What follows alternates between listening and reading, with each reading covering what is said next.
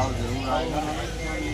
आज़ाद समाज पार्टी उत्तर प्रदेश की नहीं, देश की सबसे बड़ी पार्टी बनेगी, क्योंकि इस देश के शोषित, वंचित, हकवंचित समाज को, अक़लियतों को अगर कहीं राहत मिल सकती है, उन पर जुल्म ज्यादती रुक सकती है, तो एक प्लेटफॉर्म आज़ाद समाज पार्टी का है। और हमारे क्रांतिकारी नेता भाई चंद्रशेखर आज़ाद इस जुल्म ज्यादती को रोक सकते हैं। आज भारतीय जनता पार्टी ने जिस तरीके से संविधान को तार-तार किया हुआ है, संविधान के खिलाफ जाकर तार हो रहे हैं।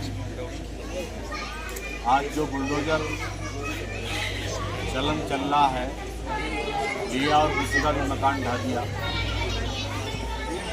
संविधान में कहीं इसका उल्लेख नहीं है, CRPC IPC में कहीं उल्लेख नहीं है कि किसी मजलूम का घर गिराया जाए। यदि किसी घर में कोई मुलजिम, एक मुलजिम भी है,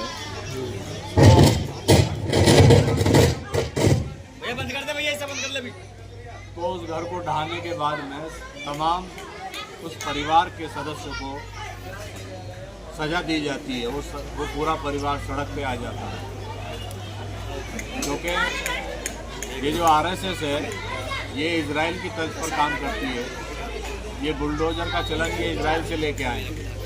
जैसे वहाँ यहूदियों ने मुसलमानों के घरों को ढाना शुरू किया था फिलिस्तीन में, तो ये RSS मैकर पहनने का काम, बंदूक चलाने का काम और घर ढाने का काम वहीं से सीख के आई है।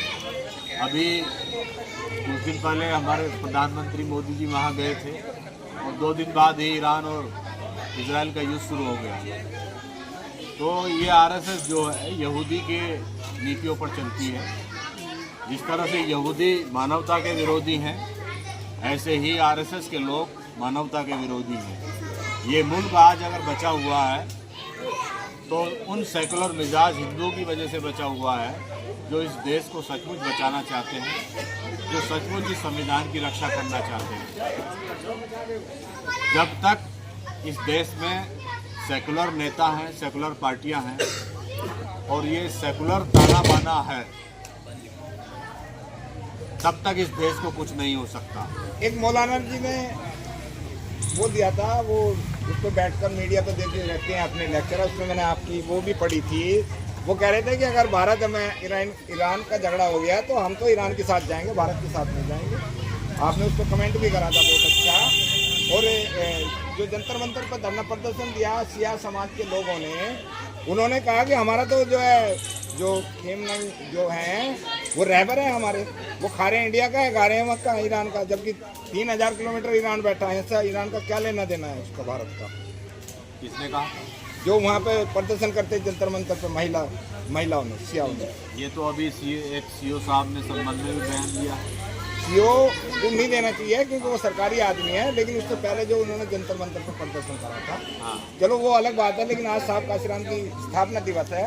जिला गाजियाबाद की स्थिति क्या रहेगी, जिले गाजियाबाद से बोलिए।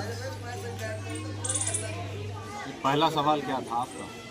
पहला सवाल ये था कि जो मौलाना साहब हैं, मौलाना जी साजिद रशीदी ने कहा था जी जी कि यदि भारत और ईरान का युद्ध होता है तो मैं ईरान के साथ खड़ा हूँ। तो मौलाना राशिद रशीदी जो है, ये पेड मौलाना है, ये पैसे लेकर TV पर डिबेट करने जाते हैं। हाँ। और ये तो कुरान भी कहता है कि आप जिस मुल्क में रहते हैं उस मुल्क की वफादारी करें, जी, उस मुल्क की मिट्टी को अपनी माँ माने। जी। तो ऐसे मुसलमान भी तो हैं जो RSS में काम कर रहे हैं। हाँ बिल्कुल है।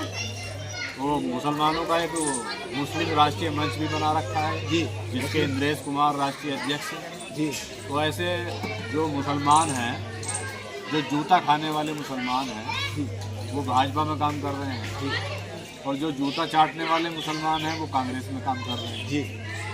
लेकिन जो इज्जत से रहने वाले मुसलमान हैं वो आज़ाद समाज पार्टी में काम कर रहे हैं, जिनको भाई चंद्रशेखर आज़ादी कहते हैं।